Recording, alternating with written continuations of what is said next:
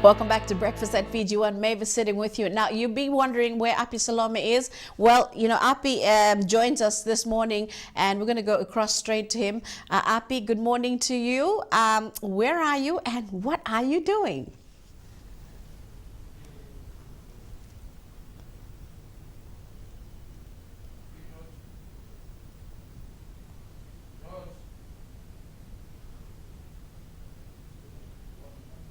Fiji and the region. I'm here with Mr.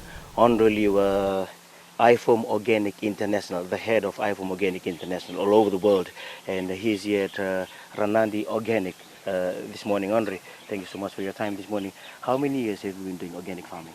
Well, I've been farming organically now for 44 years, so it's it's been a very important part of my life, and also where I farm, it's tropical in Australia, just like here in Fiji, so I feel very comfortable being here, and also it's just wonderful being back in Fiji on a beautiful morning like this.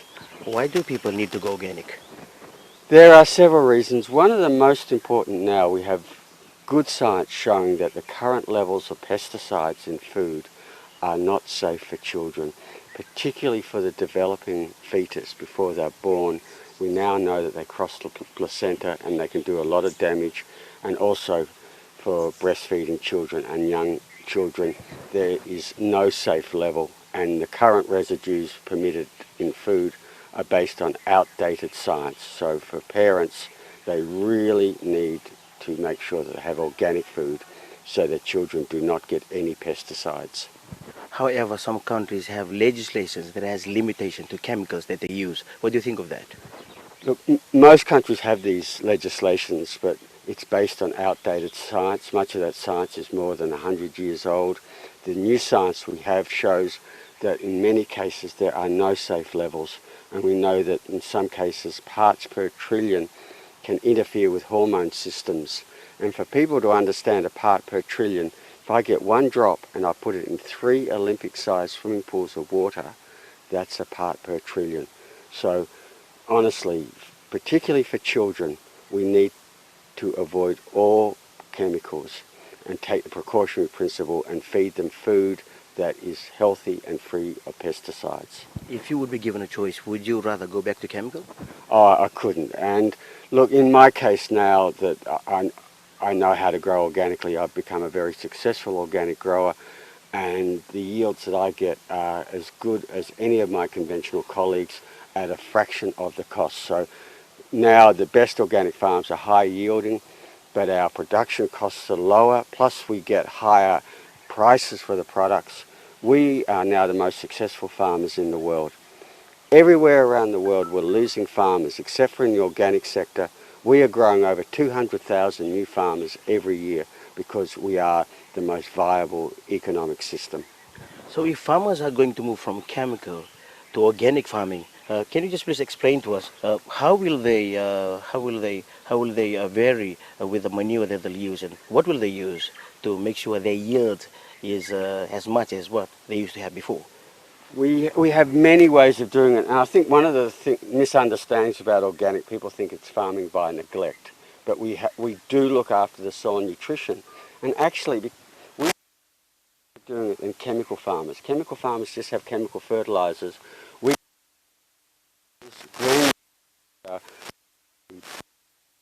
fields, but also we recycle organic matter and we can make compost, and the benefits of that now, the science shows that it not only gives good nutrition, it improves the soil structure, the water holding capacity. It's very good at stopping diseases. If you have a look at here, this is called actinomyces, and this particular microorganism helps stop many of the soil diseases. For instance, in many places in the world where they grow ginger, they get diseases.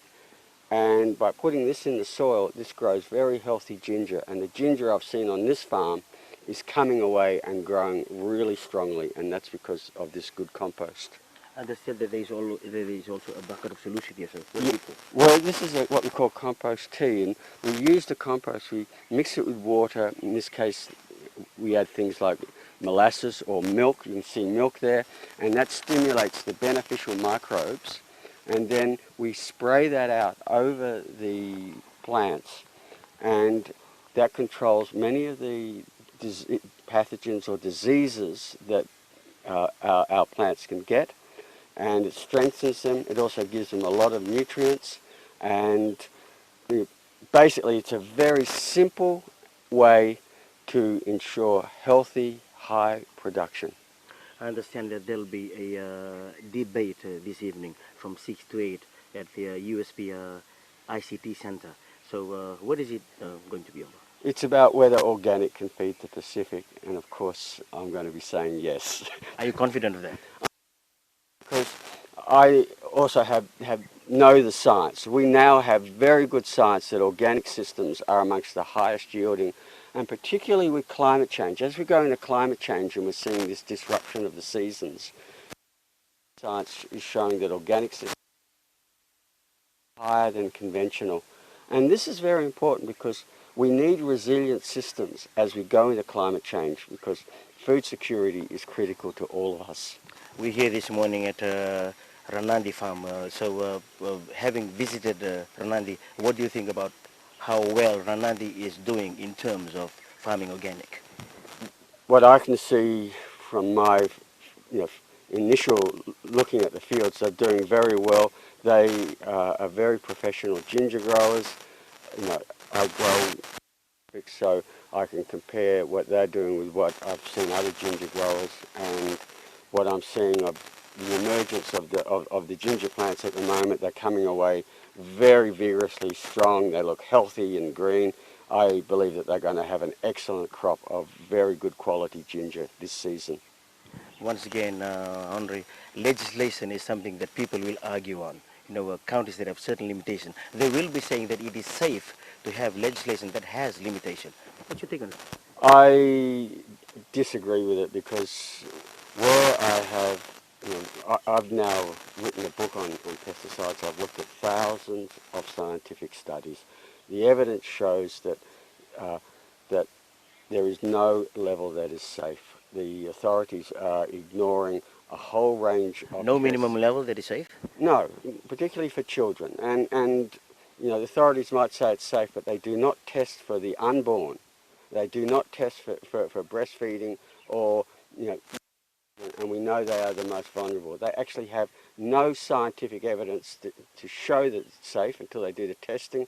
But the scientific studies we have clearly show that it is not safe. So once again, I say, for mothers and for parents, our children are our future. We owe them the best, and the best for them is to make sure they get absolutely no pesticides.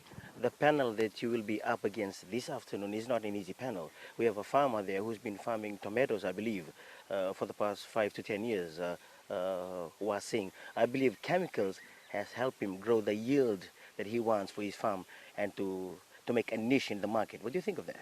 Look, that's because that's all he knows. But I can also introduce him to other tomato growers who are growing very good quality organic tomatoes without any chemicals, and exporting all around the world.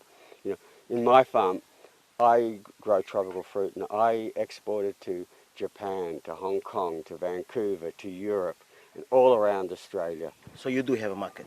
Oh yes, and look, we have very good markets, and it's a premium market. We get a higher value, and that's really important for here in Fiji.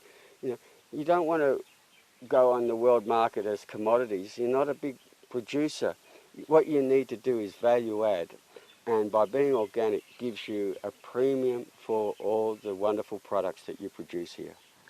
Ranadi farm once again has taken the lead in this. So what is an advice that you can give to other farmers out there in Fiji this morning? Look, I think basically network with other organic growers. You have in the Pacific, you have an organisation called PoetCom. Contact them and start meeting them, learn how to do it. Organic is a knowledge-based system. You actually have to learn it. Take the time to learn it. Once you get the right system, it's very resilient, it's very easy, it's lower cost and high yielding, and earns more money. Andre, thanks you so much for your time this morning. And Mavis, that's all we have from here, Organic Ranandi, this morning. It's about 6:45 here. So thank you so much for your time. To all of you viewers out there, there is a debate from 6 to 8 from the USP ICT Center this evening, where Andre Liu will be up against a panel of farmers who probably think that chemical is still the way to go than organic. But, as we've heard this morning, and as Andre said, organic is probably the way to go for the future to Fiji. And these are some of the stuff that we hear that we have here this morning. And we have lemongrass tea, there's popo, there's the old good, the Mbu favorites, the Fijian favorites. There's lemon, there's bananas, there's ginger. These are all organic products that we have here. And once again, thank you so much for your time. Andre, thank you so much for your time this morning. Mavis, that's all we have from Ranadi Organic. Thank you so much, Api. That's pretty interesting. Organic farming, for our viewers this morning, it's a form of agriculture that relies on techniques such as crop rotations, green manure and compost, and biological pest control. So that's what Api was, headed off to this morning. Ranadi Plantation going organic. More coming up after the break, our Let's Talk segment.